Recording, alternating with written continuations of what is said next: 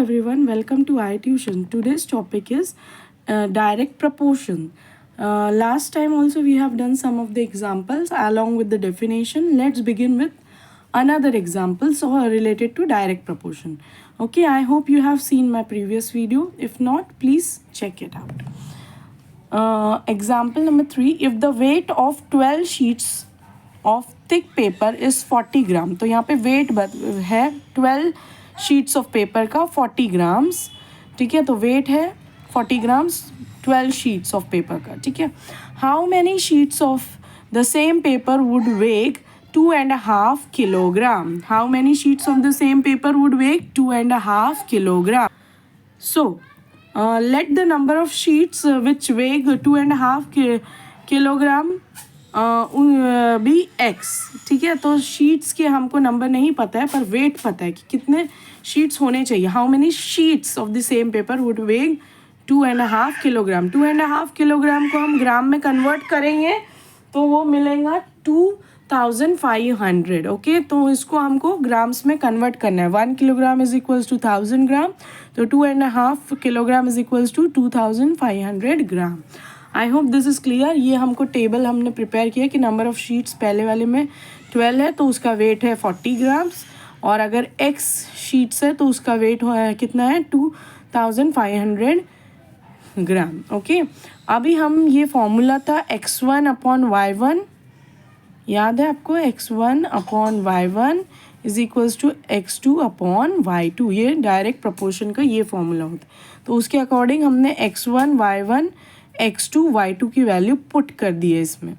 तो हमको x की वैल्यू इसके अकॉर्डिंग मिलती है 750. ओके, तो 750 शीट्स है. How many sheets of paper the same paper would weigh, तो it is 750 sheets. Okay, so the required number of sheets of paper okay is 750. I hope this is clear. ये alternate method भी है but I think ये method बहुत easy है. If you want me to make video for the alternate method, please comment me down. I will help you with that also. Now let's begin with the next example. Example number 4. A train is moving at a uniform speed of 750 kilometre per hour.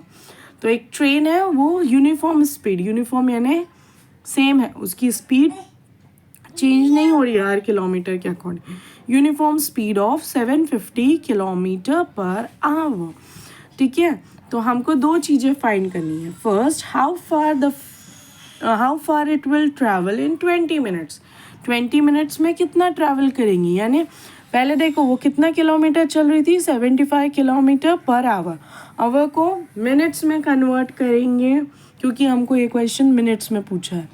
तो 1 hour is equals to 60 minute. तो इसके लिए हमने ये जो table बनाया है उसमें लिखा है distance travel in kilometre and time taken in minutes. तो 70-50 किलोमीटर के लिए 60 मिनट यानी 1 घंटा लगा है ना, क्वेश्चन में ही दिया गिवन है. ओके, और how far it will travel in 20 minutes. तो कितना डिस्टेंस यानी x कितना रहेगा 20 मिनट्स में. अगेन 75/60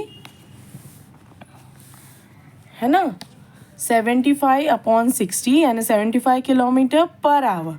तो x1 की वैल्यू 75, y1 की वैल्यू 60. 1 घंटे में 60 मिनट्स होते हैं. तो 60 इक्वल्स टू x, क्योंकि हमको ये नहीं पता कि कितना, how far it will travel, how far यानी कितना वो दूर जाएंगी. तो x/20. 20 क्यों, क्योंकि वहाँ पे लिखा था क्वेश्चन में कि how far it will travel in 20 minutes. 20 minutes हमको गिवन. तो x की वैल्यू हमको मिल जाती है 25. So it will run 25 kilometre of distance in 20 minutes. Okay, next हमको क्वेश्चन में बोला है, देखिए हमको क्वेश्चन में क्या बोला है, फाइंड द टाइम. अब हमको टाइम फाइंड करना है to cover a distance of 250 kilometre.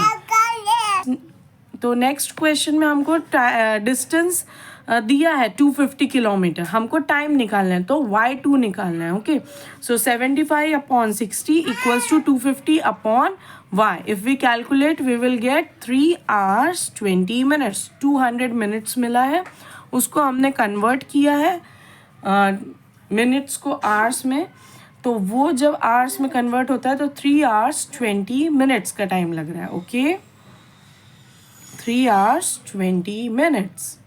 I hope this is clear.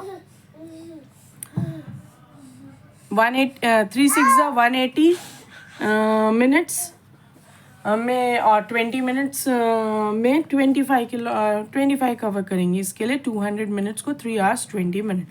I hope this is clear. Please like, share and subscribe to iTution. Thank you everyone.